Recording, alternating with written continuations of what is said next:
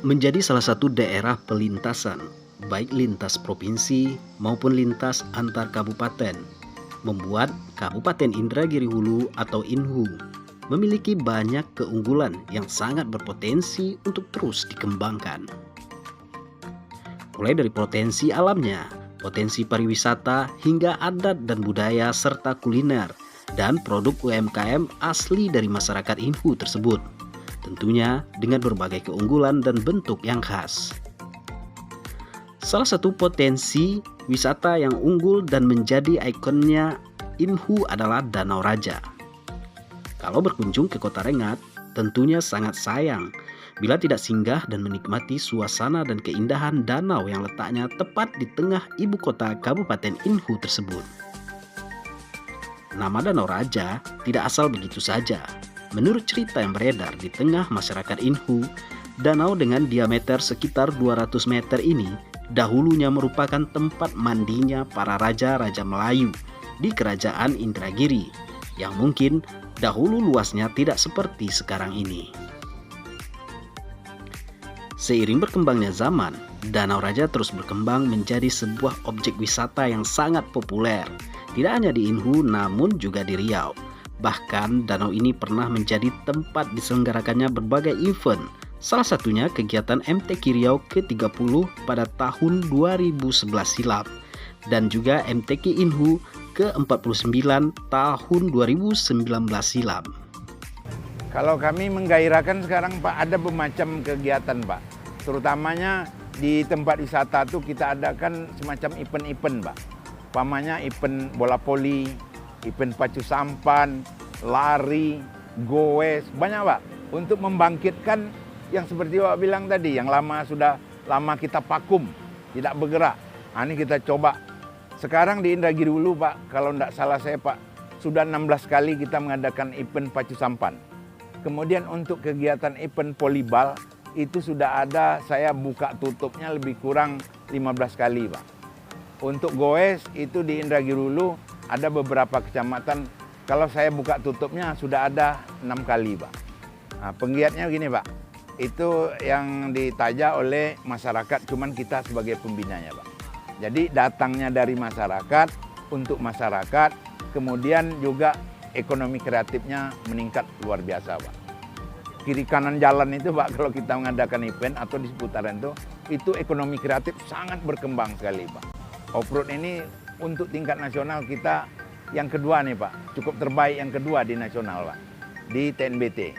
Jadi off-roadnya sekarang kemarin saya juga membukanya secara resmi, itu yang pertama di Pagar Alam Pak, di daerah Lampung, kemudian yang kedua di TNBT Kabupaten Indragiri. Jadi kami sinergi dengan TNBT Pak untuk menjadi event tahunan.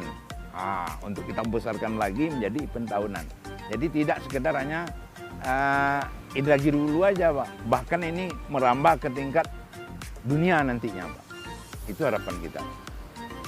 Depan panjang perusahaan terakhir 5 meter ke depan panel baik 1, 2, 3 jebret. Saat ini berbagai event juga masih tetap diselenggarakan oleh Dinas Pariwisata untuk membuat wisata Danau Raja semakin menarik, seperti dengan lomba pacu sampan yang digelar pada momen tertentu dan berbagai penambahan wahana lainnya.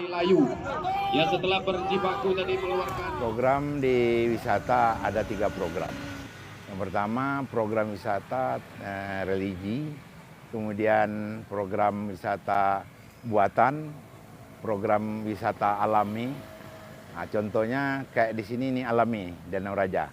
Programnya kita bikin di sini ada kalender tahunannya seperti kita pacu sampan yang kita adakan di sini.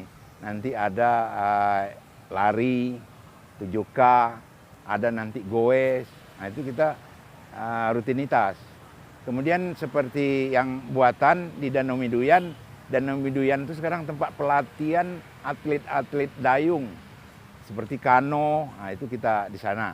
Kemudian dengan adanya kegiatan yang dimaksud, itu berkembang peningkatan ekonomi kreatif seperti orang yang berjualan yang ada di daerah-daerah pinggiran ini. Nah itu.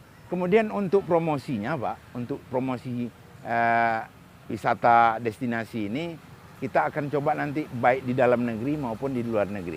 Di luar negeri contohnya kita melalui medsos diantaranya. Kemudian nanti ada juga yang kita langsung membuat event-event yang di luar negeri, umpamanya promosi tarian.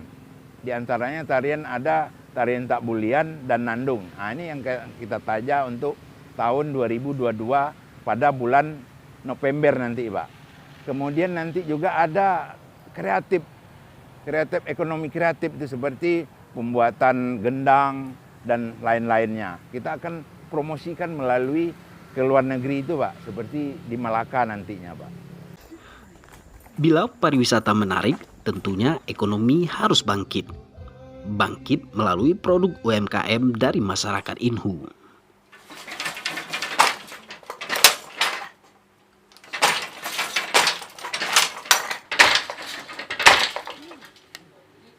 Salah satu produk UMKM yang mencoba bangkit adalah tenun songket khas Inhu yang berada di Desa Seko Lubuk Tigo, Kecamatan Lirik. Usaha yang digeluti oleh Ratna Indah Kartini sejak 2013 lalu sempat tersendat karena pandemi yang melanda Indonesia. Bahkan pernah 1 tahun tidak ada pesanan.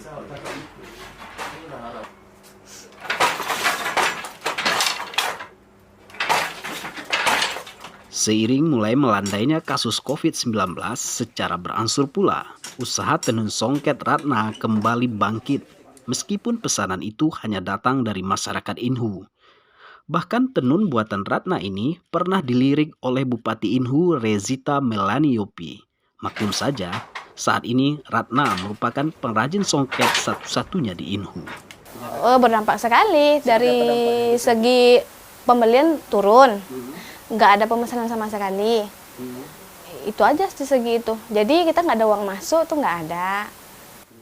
Iya, cuman gini, kita walaupun nggak ada pesanan tetap bikin stok kain. Jadi sewaktu-waktu misalnya ada butuh berapa pasang, kita udah ada gitu.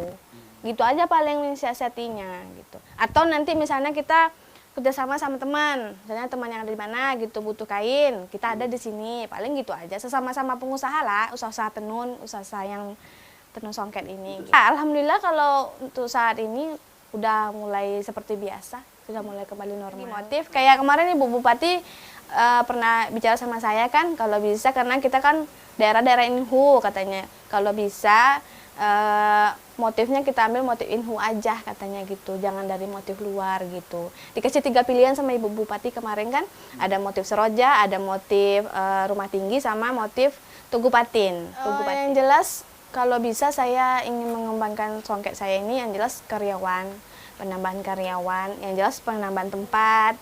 Ya yang beli, maksudnya jangkauannya jangan di Inhu saja, misalnya dari luar daerah Inhu. Misalnya gitu, usaha atau kayak dari Jakarta, gitunya gitu. Paling gitu aja. Udah ada yang pesan sampai saat ini? Mungkin ada satu-satu, cuman kan karena saudaranya di sini mungkin gitu, jadi pesannya untuk ke Jakarta ada, tapi nggak banyak. Sangat mendukung, mereka sangat, mereka mendukung dari segi pemasaran. Misalnya mereka nanti mereka yang memasarkan gitu, mereka bilang di sini ada saya, di desa kami ada songket, atau di daerah kami Inhu ini ada songket gitu. Seperti bantuan-bantuan dari Desperindak, saya udah menerimanya.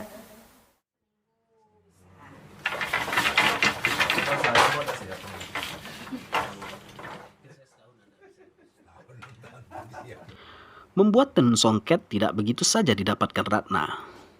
Keahlian ini mulai dipelajarinya sejak umur 19 tahun dengan ikut bersama sang kakak di Pekanbaru.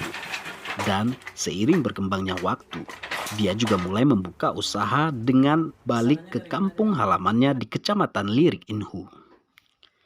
Di Inhu, Rana tidak hanya sendiri, namun dia juga mengajak warga desa untuk bersama-sama mengembangkan tenun khas Inhu ini dengan beragam motif yang menjadi ciri khas Inhu, seperti motif songket seroja, rumah tinggi, dan tugu patin. Dulu saya kan kerja di Pekanbaru, ikut pengusaha di sana gitu kan. Selama 3 tahun dari 2010 sampai 2012. Kemudian karena orang tua saya sakit, saya kesini balik ke Lirik bawa mesin tenun, tapi masih join sama bos saya yang di sana gitu. Sudah setahun saya join, baru saya memberanikan diri buka pribadi, jual ke orang-orang gitu sendiri. Alhamdulillah, makin tahun makin peminatnya makin mulai banyak. Ya alhamdulillah lah. Kalau kami sudah mengajak sama ikut dari desa juga kan, dari Bapak Kades sudah gitu juga. Mungkin karena dari segi harga kali Pak, makanya mereka agak bukan nggak berminat mungkin kan, tapi dari segi harga mungkin mereka agak gimana gitu mau membelinya gitu. Dari segi karyawan, kita merekrut anggota-anggota tuh agak susah di sini. Karena satu, dari mesinnya aja mungkin mereka sudah melihatnya, aduh gimana ini mau kerjanya kayak gini gitu kan. Yang kedua, dari segi mungkin karena gini, kalau kita kan sistemnya gini kan Pak, kita siap kain baru gaji. Nah, mereka namanya pemula kan nggak mungkin langsung siap kain kan, bisa jadi sebulan baru siap kain 1 kain gitu. Makanya mereka kurang minatnya di situ gitu. Mereka maunya dalam sebulan itu harus misalnya gajinya sekian ratus, harus gitu. Dari segitu aja mungkin ya agak. Kalau dari segi bahan insya Allah masih terjangkau. Dari segi pemasaran kalau untuk khusus Inhu aja insya Allah kita bisa gitu.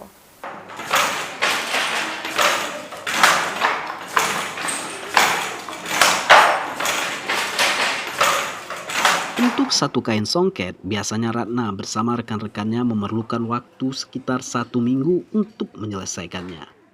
Sedangkan untuk harga pun bervariasi, mulai dari 1.500.000 hingga 4 juta untuk satu pasangnya, tergantung motif yang dipesan.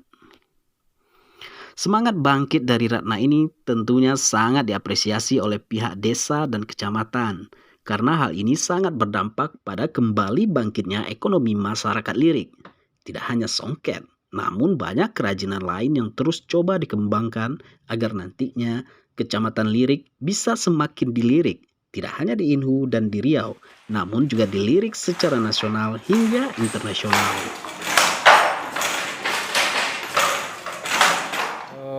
Kami dari Kecamatan Lirik sangat mendukung dan mengapresiasi sekali masalah UMKM yang ada di kecamatan ini. Dengan adanya UMKM yang bergerak di Kecamatan Lirik ini dari masyarakat, kami mendukungnya dengan cara memberikan masukan, arahan, dan sumber daya yang bisa kami berikan kepada mereka dapat berupa saran-saran maupun bantuan-bantuan yang juga didatangkan dari kabupaten. Dan alhamdulillah pihak kabupaten pun sangat mensupport keberadaan UMKM ini, terutama pengrajin batik ini juga mendapat support dari pihak kabupaten, dan pihak luar pun ada juga yang membantu dalam hal pergerakan pembuatan tenun songket ini. Kemudian beberapa waktu yang lalu juga sudah dikunjungi oleh Ibu Bupati kita, Ibu Bupati yang memberikan dukungan penuh kepada Mbak Ratna dan kawan-kawan untuk berjuang terus memajukan tenun batik ini, tenun songket ini maksud kami, supaya dapat dikenal di dunia luar. Kami terhambat masalah bahan yang kurang bisa kita datangkan dari lokal, karena di kabupaten kita ini tidak ada bahan-bahan yang seperti kita lihat sekarang ini yang menjual, khususnya benang-benang itu tidak ada di sini. Makanya harus pergi ke Pekanbaru baru bisa kita datangkan dari sana. Kita mempromosikannya selain dari mulut ke mulut, itu dengan biaya yang murah, juga kita membuat semacam ada YouTube yang dari kecamatan, itu yang diadminkan oleh Pak atau Om Yed ya dalam medsos, baik YouTube maupun FB yang memang FB itu khusus dari Kecamatan Lirik, dan sehingga dengan berkembangnya FB itu sehingga tenun songket ini bisa terangkat. Dan inilah yang mengakibatkan banyaknya orang-orang luar yang pengen tahu bahwa rupanya di Lirik ini ada pengrajin songket yang insya Allah sudah 2 ini.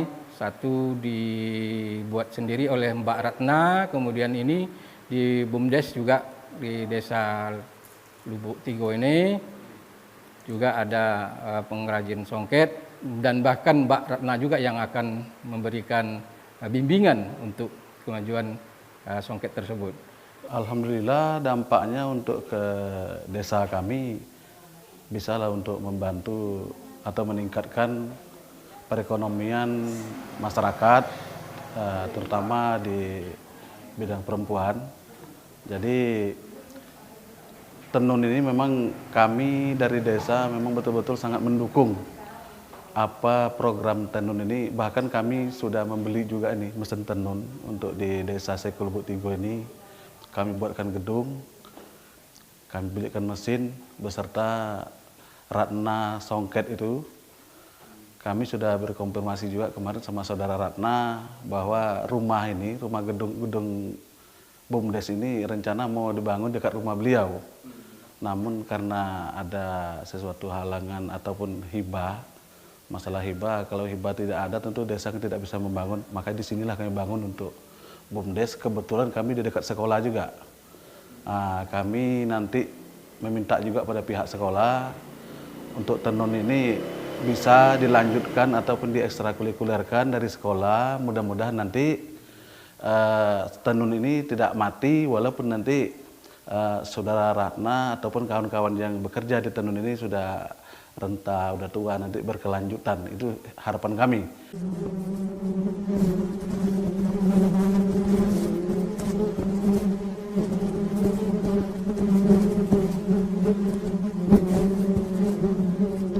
Tidak mau kalah dengan usaha kerajinan, usaha budidaya lebah di Desa Pasir Ringgit, Kecamatan Lirik juga terus mencoba bangkit dan berkembang. Berbeda dengan UMKM kebanyakan, untuk budidaya lebah di masa pandemi ini justru semakin meningkat. Maklum saja, madu cukup dicari karena ini diyakini bagus untuk ketahanan tubuh. Dialah Endar Rianto, lelaki parubaya dari Desa Pasir Ringgit ini mencoba terus belajar dari pengalaman dengan melakukan budidaya lebah jenis Hafiz mellifera. Berkat tekad dan semangat seorang Endar Rianto yang semula hanya memiliki 17 kotak lebah, saat ini sudah mencapai 200 kotak dengan memanfaatkan hutan kosong yang ada di Desa Pasir Ringgit. Bahkan Endar yang dulunya hanya mengelola budidaya lebah bersama sang kakak, saat ini telah bisa mengajak dan mempekerjakan beberapa masyarakat desa yang melakukan panen minimal 15 hari sekali. Dan untuk 1 kotak tersebut bisa menghasilkan madu hingga 4 kg. Alhamdulillah awal mula saya bisa mengembangkan budidaya lebah Apis mellifera. Pertama kalinya saya punya kotak sendiri sejumlah 17 kotak dan ada punya keluarga yang saya kelola berkisar 150 kotak. Nah, jadi dari yang 150 kotak, alhamdulillah setiap bulan saya bisa nambah kotak karena banyak keluarga yang ada kepercayaan sama saya untuk mengembangkan ataupun mengelola kotak tersebut. Awalnya adik saya itu membantu dari keluarga yang punya kotak sejumlah 150 kotak dan itu dirawat dengan adik saya sendiri selama 4 bulan. Dan hasil selama 4 bulan lumayan bagus, kemudian adik saya ngajak saya untuk bisa mengembangkan budidaya lebah tersebut. Sehingga saya coba pertama kali dari awal yang 17 kotak, Pak. Alhamdulillah sampai sekarang kotak kami ada 900 kotak karena banyaknya keluarga dan adanya kepercayaan kepada kami untuk mengembangkan budidaya dan saya sebagai pengelolanya. Alhamdulillah ya cara mengatasinya bagaimana kita ingin merebut hasil berarti kita harus menyayangi lebah tersebut, Pak. Mudah-mudahan kalau kita bisa menyayangi lebah tersebut, lebah juga akan mengerti apa yang jadi tujuan kita menyayangi mereka. Alhamdulillah selama 1 tahun ini kendala yang kami rasakan selama 2 bulan ini karena hama, Pak. Hamanya itu kalau di budidayanya kutu. Kutu itu yang merusak generasi, yang seharusnya generasinya tadi lahir, ini nggak lahir karena dimakani sama kutu. Dan alhamdulillah sebelumnya kami tuh nggak tahu apa sih obat kutu yang lebih bagus daripada pengobatan yang sudah kami jalankan. Alhamdulillah selama adanya kerusakan seperti ini ada kawan-kawan yang ngasih kabar bahwasanya pakai obat ini agar bisa lebih bagus untuk mematikan ataupun menghilangkan kutu tersebut. Jadi selama 2 bulan ini kami proses untuk memperbaiki lebah yang sudah rusak, alhamdulillah sudah 80% mulai bagus. Pengaruhnya kalau masa pandemi itu buangan madunya itu sangat bagus, Pak. Jadi kalau ini kayaknya sudah mulai baikan, Pak, ya, untuk pandemi. Ya alhamdulillah karena selama ini juga kami sudah masarkan, mungkin yang mengkonsumsi madu kami alhamdulillah mengakui madu itu bagus. Ya walaupun pandemi ini sudah mulai melandai, tapi produk kami juga semakin bagus. Karena mereka juga mungkin mengetahui bahwasanya madu bukan hanya untuk kesehatan tetapi disunahkan juga.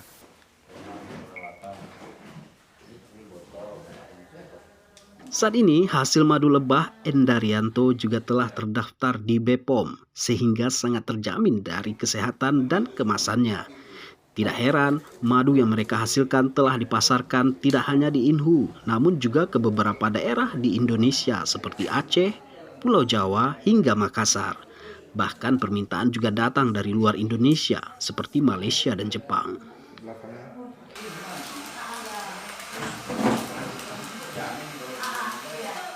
Masih banyak hal yang terus ingin dikembangkan oleh Endarianto, terutama dalam mengatasi masalah hama kutu yang sering menyebabkan generasi produksi madu menjadi tersendat.